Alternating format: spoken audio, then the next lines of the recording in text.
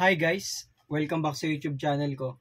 So for today, magsagot tayo ng September 2018 Electrical Engineering Boards coming from Engineering Sciences and Allied Subjects. Ito yung ESAs na mga Lodi cakes natin dyan na EE.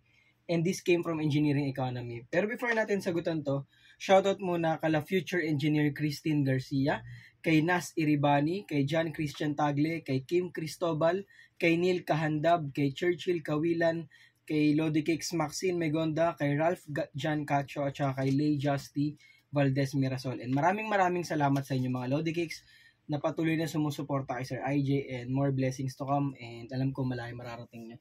So ito yung problem natin. A bank charges 6% simple interest on a 25,000 peso loan. How much will be repaid if the loan is paid back in one lump sum after 5 years? So kung iisipin natin, based dun sa problem, sinabi na simple interest lang naman siya. Okay, if we recall the formula for simple interest, that is just equal to the product of the principal value multiplied by the rate and multiplied by the time.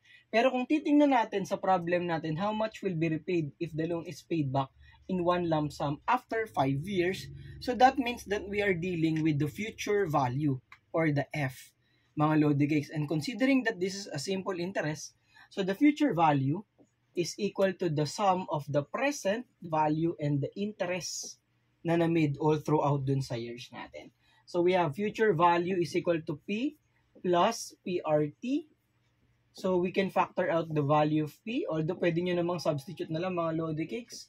Ano yung value ng P natin? That is 25,000, Sir IJ, multiplied by 1 plus yung R natin is the interest rate, which is the 0.06 kasi 6% siya, multiplied by the time T, which is equal to 5 mga idolo. So using your calculators mga idolo, so the correct answer for this easy board problem na hindi na dapat nating pakawalan is 32,500 pesos. So Sir IJ, sana po hindi pinapakawalan. Charot lang mga Lodi Cakes. So ang tamang sagot dito is letter C.